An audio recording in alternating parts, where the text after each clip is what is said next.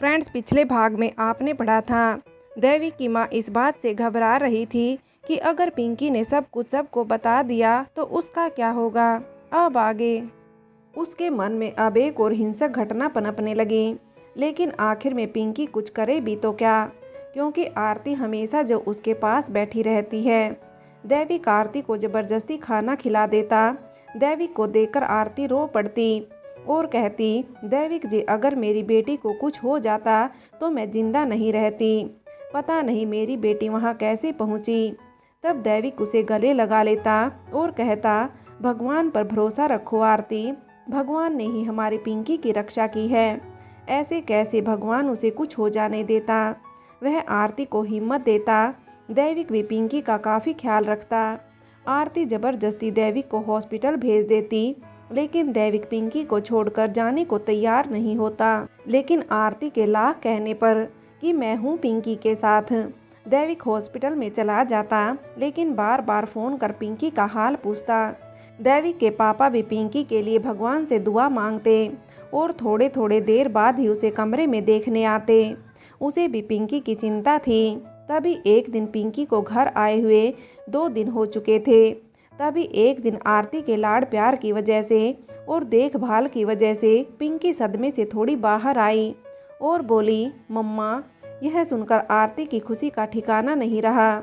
उसकी आंखों में खुशी के आंसू छलक पड़े। उसने प्यार से पिंकी को गले लगा लिया। तभी दैविक वहां आ गया। आरती की आंखों में आंसू देखकर बोला, आरती। तब आरती दैविक की तरफ देखते हुए बोली, दैविक जी, हमारी पिंकी अब ठीक हो गई है और बोलने लगी है। इसने अभी मुझे मम्मा कहकर पुकारा। यह सुनकर दैविक बहुत खुश हो गया और उसने भी पिंकी को गले लगा लिया।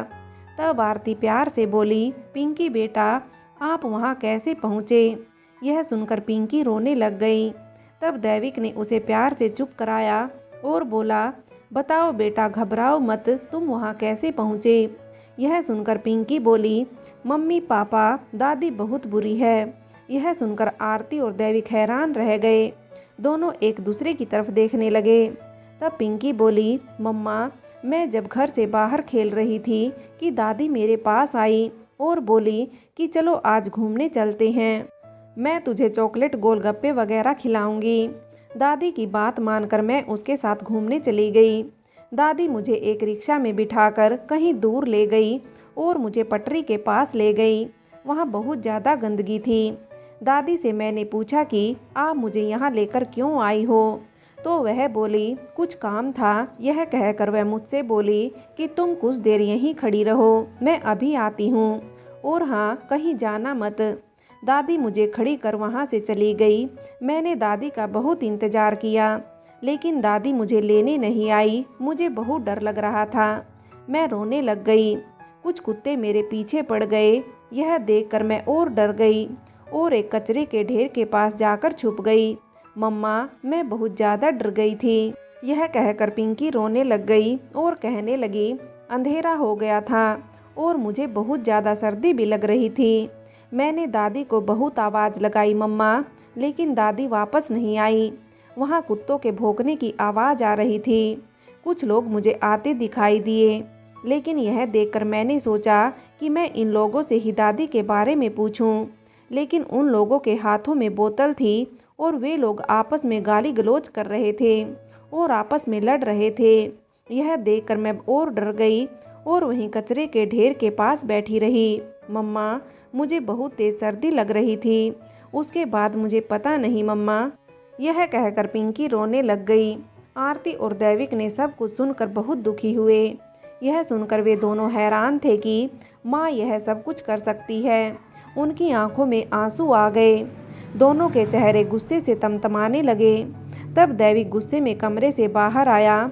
आरती भी गोद में पिंकी को लिए दैविक के पीछे पीछे आ गई। गुस्से में दैविक अपनी माँ को जोर जोर से आवाज़ देकर चिल्लाने लगा। उसकी आवाज़ सुनकर दैविक के पापा और माँ दोनों आ गए और उनकी माँ यह सोचकर घबरा गई थी कि दैविक और आरती को पिंकी ने शायद सब कुछ बता दिया। लेकिन वह हड़बड़ाते हुए बोली, क्या हुआ बेटा, तुम मुझे क्यों आवाज़ लगा रहे हो। यह सुनकर दैविक गुस्से में बोला, तुम्हारी हिम्मत कैसे हुई मेरी बेटी के साथ ऐसा करने के लिए। क्या बिगाड़ा है उस मासूम ने तुम्हारा? अरे हैवानियत की हद होती है, तुमने तो सारी हदें पार कर दी। तुम्हें जरा भी दया नहीं आई एक मासूम बच्ची के साथ ऐसा करते हुए। तुम्हारी जिद के आगे मैंने सब कुछ किया जिससे तुम्हें खुशी मिल सके, लेकिन फिर भी तुमने सोचते हुए भी मुझे शर्म आती है, तुम मेरी माँ हो। यह सुनकर उनके पापा बोले, तुम क्या बोल रहे हो दैविक, मेरे कुछ समझ में नहीं आ रहा। और यह कौन सा तरीका है अपनी माँ से बात करने का? यह सुनकर दैविक बोला, माँ, अरे यह तो माँ के नाम पर कलंक है। अब तो मुझे इसे माँ कहते हुए शर्म आती है। जरा पूछो इससे कि क्या किया है इसने। दैविक गुस्से में बोला। यह सुनकर दैविक के पापा दैविक की माँ की तरफ देखते हुए बोले, यह क्या कह रहा है? अरे क्या किया है तुमने, बताओ मुझे। लेकिन दैविक की माँ सिर झुकाए खड़ी रही और कुछ नहीं कहा। यह क्या बताएगी, मैं बताता हूँ आपको। दैविक गुस्से में बोला, मैं बताता हूँ। यह पिंकी को बहला फुसलाकर वहाँ कच्ची बस्ती के पास रेल की पटरियों के पास ले गई थी, क्योंकि यह पिंकी से छुटकारा पाना चाहती थी। दैविक आगे कुछ कहता, तभी दैविक के पापा गुस्से में बोले, यह मैं क्या सुन रहा हूँ, तुम ऐसी हरकत करोगी, मैं कभी सोच भी नहीं सकता। दैविक के पापा और दैविक की माँ की तरफ देखते हुए बोले। तब आरती बोली, क्यों किया आपने माँ ऐसा, बताओ मुझे। आरती गुस्से में रोते हुए बोली। तब दैविक की माँ बोली, क्या गलत कर दिया मैंने? अरे किसी भी ऐरे गहरे को मैं कैसे अपना लूँ? ना ही यह लड़की दैविक की बेटी है और ना ही आरती की, पता नहीं किसका पाप है। यह सुनकर दैविक गुस्से में बोला, खबरदार माँ, जो एक शब्द और भी पिंकी के बारे में बोला तो। तब दैविक की माँ बोली, सही कह रही हूँ मैं, पता नहीं किसका गंदा खून है। मैं ऐसे कैसे इसे अपनी पोती मान लूं और ऐसे कैसे तुम इसे अपनी बेटी मान सकते हो? बेटा, दैविक की माँ दैविक की तरफ देखते हुए बोली, चाहे कोई इसे अपनाए या ना अपनाए, लेकिन पिंकी मेरी बेटी है। मैं नहीं जानती कि सगा और सौतेला क्या होता है। मैं सिर्फ यह जानती हूँ कि पिंकी मेरी बेटी है और मेरी बेटी पर कोई आँच आए मैं कभी बर्दाश्त नहीं कर सकती। अगर इस घर में मेरी बेटी के लिए कोई जगह नहीं है तो फिर मैं भी यह घर छोड़कर हमेशा के लिए चली जाऊंगी। तभी आरती पिंकी को लेकर जाने लगी। यह सुनकर, रुको आरती, पिंकी मेरी भी बेटी है, मैं भी तुम्हारे साथ चलूँगा। दैविक आरती के पास आकर बोला, चलो आरती, अब हम इस घर में एक पल भी नहीं रहेंगे। यह सुनकर दैविक की माँ बोली, बेटा, तुम ऐसे कैसे आरती और इस पिंकी के चक्कर में इस घर को छोड़कर अपनी माँ पापा को छोड़कर कैसे जा सकते हो? अगर यह दोनों इस घर में नहीं रहना चाहती तो जाने दो इन्हें। यह सुनकर दैविक के पापा गुस्से में बोले, चुप रहो तुम। अरे तुम्हारा अब भी जी नहीं भरा, अब और क्या चाहती हो तुम? यह कहकर दैविक के पापा दैविक के पास आए और बोले, बेटा तुम कहीं नहीं जाओगे और ना ही मेरी पोती और बहू जाएगी। फिर वह दैविक की माँ की तरफ मुड़ते हुए बोले, तुम इतनी घटिया औरत हो, यह मैं सोच भी नहीं सकता। और कितना कुछ करोगी, तुम भूल गई, तुम आज से लगभग 29 साल पहले जब हमारा बेटा अजय 2 साल का था, वह हमसे बिछड़ गया था। काफ़ी ढूंढा लेकिन वह नहीं मिला। उसे याद कर तुम हमेशा रोती रहती हो और भगवान से दुआ मांगती हो कि वह तुम्हें अपने बेटे से मिला दे। याद है तुम्हें, जब अजय हमसे बिछड़ा था तो कितना दर्द तकलीफ हुई थी, हमें कितना कुछ सहन किया था, हमने अपने आप को कैसे संभाला था, और आज जानबूझकर तुम आरती के साथ वही करने जा रही थी। एक माँ का दर्द क्या होता है, यह सब कुछ जानते हुए भी तुम जानबूझकर यह दर्द आरती को देना चाहती थी। क्यों, आखिर क्यों? आज तक तुम अजय के लौटने का बेसब्री से इंतजार करती हो और वही एक मासूम बच्ची को अपनी माँ से जुदा करना चाहती हो। तुम्हारी जिद की वजह से पहले ही आरती और दैविक का रिश्ता टूट गया। तुम्हारी जिद की वजह से तुमने वंदना जैसी लड़की से दैविक की शादी करवा दी, जिससे हमारी इज्जत मिट्टी में मिल गई। यहाँ तक कि हमारा बड़ा बेटा और बहू हमसे हमेशा के लिए नाता तोड़ गए। अब हमारा एक ही बेटा बचा है और अब तुम उसे भी हमसे छीन लेना चाहती हो। आखिर क्यों? क्या अब भी तुम्हारे कलेजे में ठंडक नहीं पड़ी? कोई भी बच्चा सौतेला या सगा नहीं होता एक माँ के लिए, सिर्फ अपने जिगर का टुकड़ा होता है। अपना बच्चा होता है, उसके जीने की वजह होता है, और तुम आरती को जीते जी मार देना चाहती थी। सच कहा दैविक ने, तुम माँ के नाम पर कलंक हो कलंक। और दैविक की तरफ देखते हुए कहा, बेटा तुम इस घर को छोड़कर कहीं नहीं जाओगे। इस औरत के साथ मैं इस घर को छोड़कर चला जाऊंगा। यह चाहे अच्छी है या बुरी, लेकिन है तो मेरी पत्नी, और मैंने इसके साथ 7 जन्म तक जीने मरने की कस्में ली हैं। इसने जो कुछ भी किया है उसमें कहीं ना कहीं मैं भी इसके गुनाह का आधा हकदार हूँ, इसलिए इसे मैं अकेला नहीं छोड़ सकता हूँ। अभी मैं इसके साथ इस घर को छोड़कर चला जाता हूँ। बेटा शायद यही हमारे कर्मों का फल है। यह कहकर दैविक के पापा की आंखों में आंसू आ गए। अपने पापा की आंखों में आंसू देखकर दैविक ने अपने पापा का हाथ अपने हाथ में लिया और बोले, पापा यह घर आपकी खून पसीने की कमाई का है। आपने मेहनत करके अपने हाथों से इस घर को बनाया है। इस पर आपका हक है। आपको कहीं जाने की ज़रूरत नहीं है पापा, आप यहीं रहो, जाना तो हमें है। तब दैविक के पापा कुछ कहते, लेकिन दैविक बीच में ही बोला, प्लीज़ पापा मत रोकिए। यह कहकर वह अपने पापा के पैर छूकर आरती और पिंकी को लेकर घर से निकल गया। आरती, दैविक और पिंकी वापस साहिल के घर आ गए। उन्हें देखकर कमल और उसकी माँ उमा के चेहरे पर मुस्कान आ गई। कमल ने दौड़कर आरती और दैविक के पैर छू लिए और बोला, दीदी आप तो बड़े दिनों बाद आई हो, लगता है आप हमें भूल ही गई। कमल ने शिकायती लहजे से कहा। तब आरती बोली, नहीं कमल, मैं तुम्हें ऐसे कैसे भूल सकती हूँ। अरे मेरे एक ही तो भाई है लाडला, उसे कैसे भूलूंगी। आरती ने कहा। कमल पिंकी को गोद में लेकर उसके साथ खेलने में व्यस्त हो गया। तब उमा बोली, आओ बेटा अंदर आओ। अंदर बिठाकर उमा चाय बनाने अंदर चली गई। आरती भी उसके पीछे पीछे चली गई।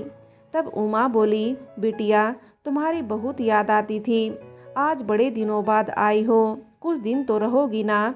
तब आरती बोली, माँ जी मैं हमेशा के लिए यहाँ रहने आई हूँ। यह सुनकर उमा के हाथ काम करने से रुक गए और वह परेशान होती हुई बोली, बेटा क्या हुआ, कुछ परेशानी है क्या। तब आरती बोली, नहीं बस कुछ ऐसे ही समझ लो। तभी उमा चाय बनाकर बाहर हॉल में ले आई। सबने एक साथ चाय पी। आरती अब कमल और उमा के साथ दैविक और पिंकी भी रहने लगे। कमल और उमा वहीं साहिल के घर में रहते थे। पहले वे लोग किराए के घर में रहते थे, इसलिए आरती ने उनकी गरीबी और लाचारी को देखकर उन्हें अपनी दैविक से शादी के बाद साहिल का घर रहने के लिए और ढाबा चलाने के लिए दे दिया था, जिससे ठीक से उनका गुजारा हो सके। आरती कमल को अपना भाई और उमा को अपनी माँ की तरह मानती थी। घर में कई बार घर की चीज़ों को देखकर, उनकी तस्वीरों को देखकर आरती की आंखों में आंसू आ गए। उसे साहिल और अपनी माँ कमलेश की याद जो आ गई थी।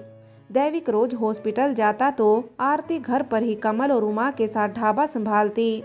धीरे धीरे लगभग 15 दिन गुजर गए।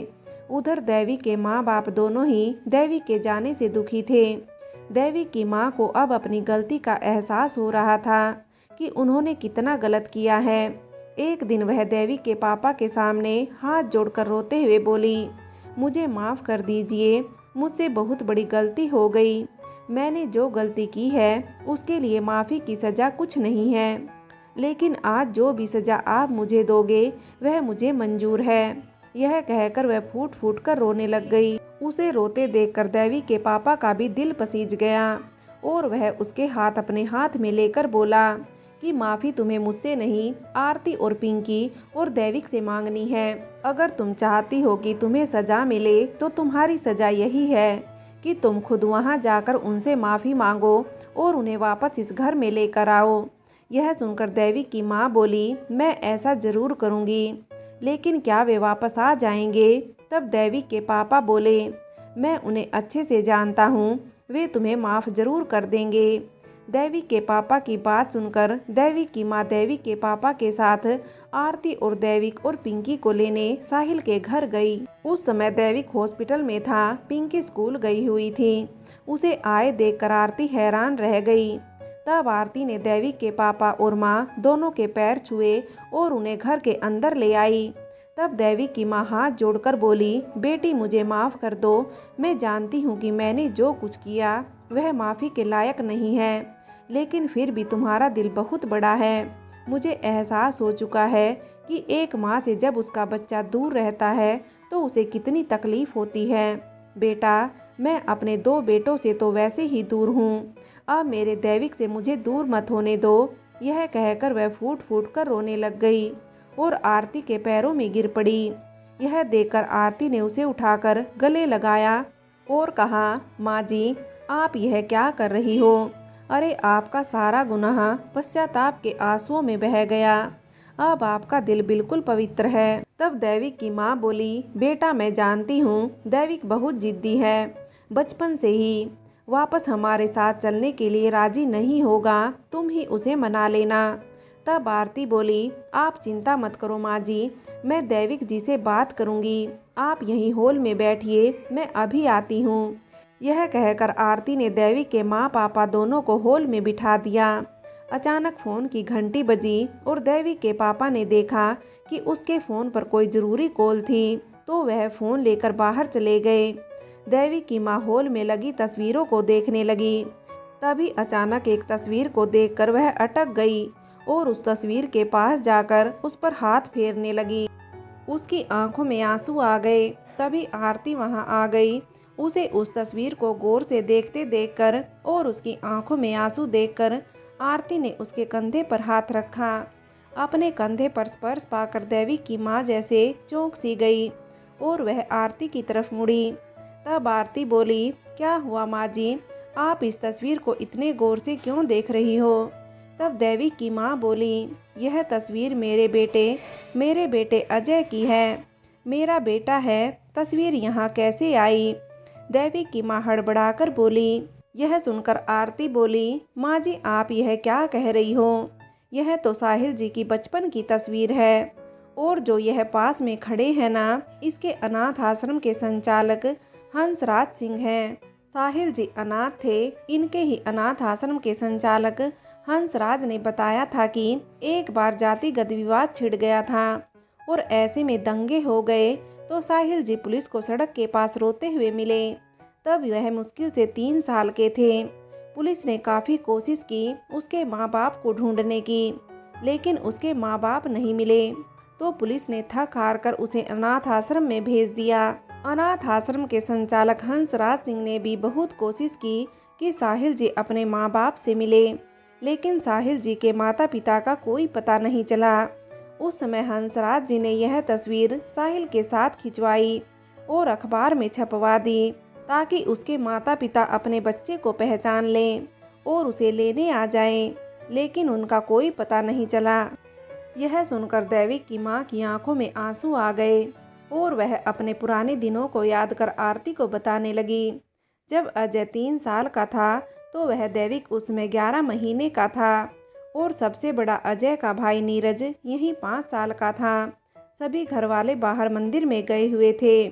तभी अचानक जातिगत दंगा शुरू हो गया तो सभी लोग अपनी जान बचाने के लिए वहां से भागने लगे। अचानक मची भगदड़ से भीड़ में कहीं अजय का हाथ हमारे हाथों से छूट गया। हमने अजय को काफ़ी ढूंढा लेकिन वह नहीं मिला। काफ़ी दिनों तक अजय को ढूंढा लेकिन उसकी कोई खबर नहीं आई। थक हार कर हमने ढूंढना बंद कर दिया। अजय के जाने से सभी घर वालों को गहरा सदमा लगा था। फ्रेंड्स, आगे की कहानी के लिए कहानी का अगला भाग देखें।